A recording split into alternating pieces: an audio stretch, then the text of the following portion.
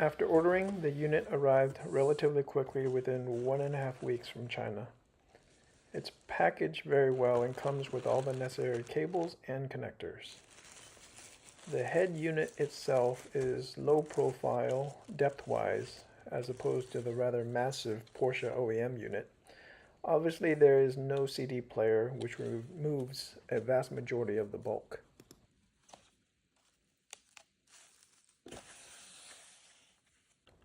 First we have the CAN bus decoder, the main wiring harness and multiple audio-video cables, radio antenna adapter which connects to the factory cable, USB adapter that connects to the center console USB connection. That's the backup camera cable. And an additional USB connector. This is the optical decoder for the sound system. And finally, GPS and 4G LTE antennas. The most difficult part of the entire installation is removal of the two side vents. Porsche has a special tool for this step, and you may ask why? Because of course they have a special tool that will cost you several $100s. Or just go and get one of these angle picks shown here for a few dollars. Insert the pick into the vents and find these openings here. The vents have these clips that needs to be hooked and pulled in for it to release. You only need to release 2 clips on each side. On the left side vent, insert into the top right of the vent 2 notches above the flow adjuster.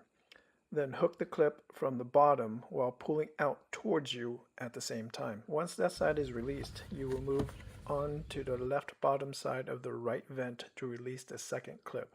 This time when you insert the pick, do so from the top of the little opening instead of the bottom, which is opposite of the other side that we did earlier. You'll notice I didn't do a great job here and ended up bending the clip. Moving forward with the right side vent, you'll want to open up the cup holder panel, and this allows access to the bottom clip for easy release.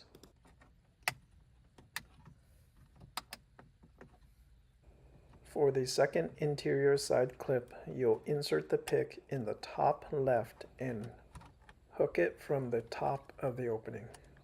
Then pull and release.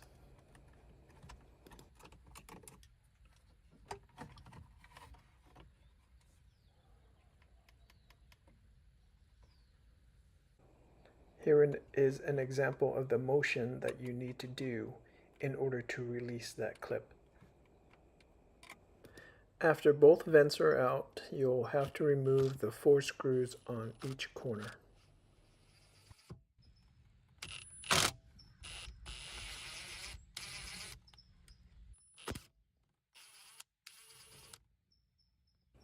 Carefully remove the radio without scratching anything.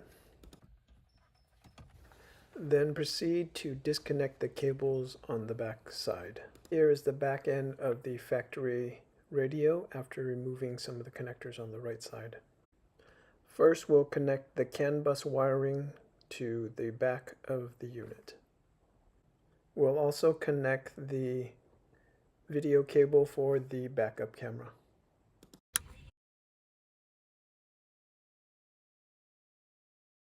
Next, you'll want to remove the fiber optic cable from the factory wiring harness, then plug into this unit with a second connector for the Isuda wiring harness. Now we'll connect a wiring harness to the back of the unit.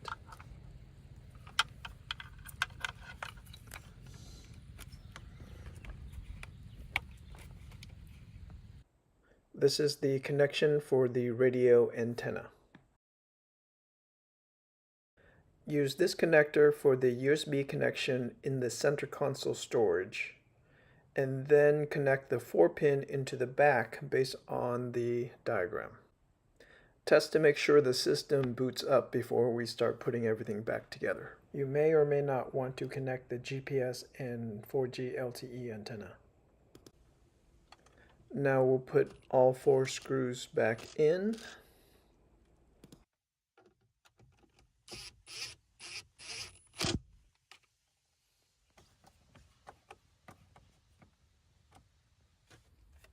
Now it's time to replace both of the vents.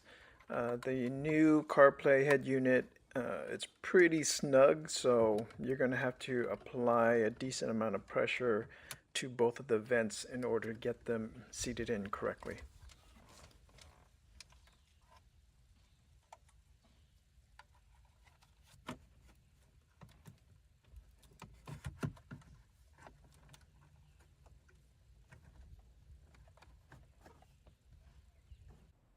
Once you have it all plugged in and it boots up, you'll want to set up the backup camera in the system settings.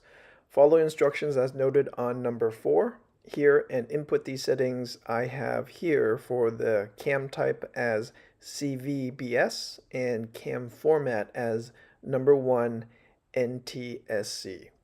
Once that's done, your backup camera should work.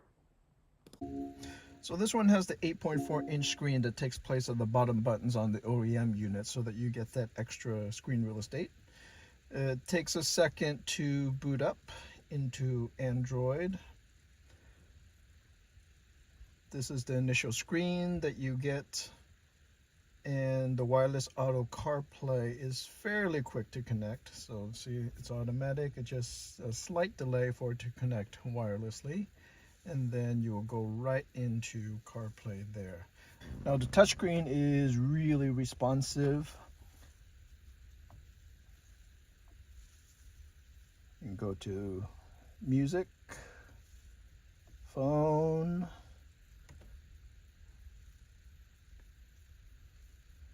this part is nice because we can click on here and it'll scroll through all the recent apps, just similar to the phone system. AutoLink is the connection for the CarPlay. This goes back to the radio. You can click on this for settings. And there's a bunch of different settings there, and there's 2 settings sections. So this one has these apps here that you can configure in the system with the equalizer DSP. And then there's a second settings that you press again, and then you can switch over to other apps that you can install as part of the Android system. There are also cool features like their surround camera 360. If you have access to the extra cameras that you can probably connect in the back end of the system. It also allows camera recording feature, external video connection, and you can watch movies from your SD card. So see the videos right there, Bluetooth music if you want, 360 surround view. Now the sound quality is relatively good with the presets. Like this one, you have the flat, pop, rock, jazz, classic, or you can adjust it based on user preference.